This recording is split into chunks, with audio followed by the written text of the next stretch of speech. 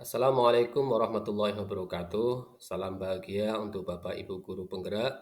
Perkenalkan, saya Aziz Muslim, calon guru penggerak angkatan ke-8 dari Kota Metro Lampung.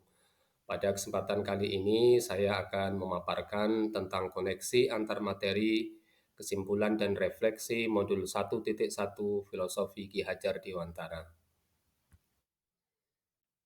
Kesimpulan dan pemikiran Ki Hajar Dewantara. Kesimpulan dan pemikiran Ki Hajar Dewantara yang pertama, yakni pendidikan adalah tuntunan. Pendidikan yaitu menuntun segala kodrat yang ada pada anak-anak agar mereka dapat mencapai keselamatan dan kebahagiaan yang setinggi-tingginya, baik sebagai manusia maupun sebagai anggota masyarakat. Dengan semboyan Ki Hajar Dewantara yakni ing ngarsa sung tulodo, ing madya mangun karso, tuturi handayani, seorang guru sepatutnya menuntun murid-muridnya dimanapun dan bagaimanapun keadaannya. Yang kedua, kesimpulan dan pemikiran dari filosofi Ki Hajar Dewantara, yakni kodrat alam dan kodrat zaman.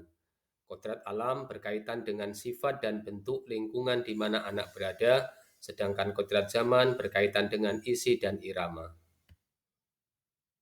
Sedangkan yang ketiga, kesimpulan dari pemikiran filosofi Ki Hajar Dewantara, yakni pendidikan budi pekerti. Budi pekerti, watak, atau karakter merupakan hasil dari bersatunya gerak pikiran, perasaan, dan kehendak atau kemauan sehingga menimbulkan tenaga. Budi pekerti merupakan keselarasan atau keseimbangan hidup antara cipta, rasa, karsa, dan karya. Sedangkan yang ketiga, kesimpulan dari pemikiran filosofi Ki Hajar Dewantara, yakni pendidikan budi pekerti. Budi pekerti refleksi pembelajaran modul 1.1.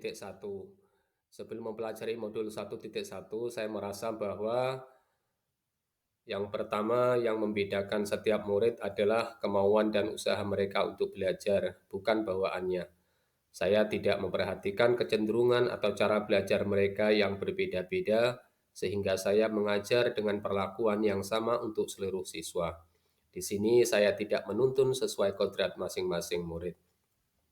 Selanjutnya yang kedua, saya merasa bahwa setiap murid sebenarnya memiliki kemampuan yang sama dengan murid yang lainnya. Mereka berawal dari kertas kosong yang akan menjadi apa sesuai apa yang mereka terima. Saya tidak memperhatikan kondisi keluarga dan lingkungan di mana mereka tumbuh dan berkembang. Di sini saya tidak sesuai dengan prinsip kodrat alam dan zaman. Selanjutnya, yang paling bertanggung jawab untuk pendidikan budi pekerti adalah orang tua dan guru bidang studi agama. Di sini saya cenderung membatasi tugas saya hanya sebagai pengajar, bukan pendidik. Sesudah mempelajari modul 1.1 tentang filosofi Ki Hajar Dewantara, saya merasa bahwa yang pertama, meskipun setiap murid memiliki kemauan dan usaha yang berbeda-beda untuk belajar, mereka juga membawa bakat dan kelebihan masing-masing yang berbeda satu dengan yang lainnya. Dengan demikian, saya mulai memperhatikan kecenderungan atau cara belajar mereka yang berbeda-beda pula. Hal ini membuat saya seharusnya mengajar dengan perlakuan yang berbeda untuk seluruh siswa. Dalam hal ini, saya merasa mulai sadar untuk menuntun setiap murid sesuai kodrat masing-masing. Kemudian yang kedua, refleksi setelah saya mempelajari modul 1.1 tentang filosofi Ki Hajar Dewantara, yakni saya meyakini bahwa setiap murid memiliki kemampuan yang berbeda dengan murid yang lainnya. Mereka sudah membawa bakat dan kelebihan masing-masing, ditambah dengan pola bimbingan dan kondisi keluarga serta lingkungan di mana mereka tumbuh dan berkembang. Di sini saya merasa mulai menyesuaikan dengan prinsip kodrat alam dan zaman. Selanjutnya yang terakhir, saya bersama-sama dengan orang tua, guru agama, dan seluruh lingkungan anak murid ikut bertanggung jawab sepenuhnya untuk pendidikan budi pekerti anak murid tersebut. Di sini saya mulai menyadari peran pendidikan yang lebih luas. Hal-hal yang saya lakukan untuk perbaikan. Yang pertama, agar bakat dan gaya belajar para murid sebagai kodrat bisa muncul dan berkembang tanpa tekanan, maka saya melakukan persiapan-persiapan seperti perencanaan pembelajaran yang menggunakan seperangkat papan permainan.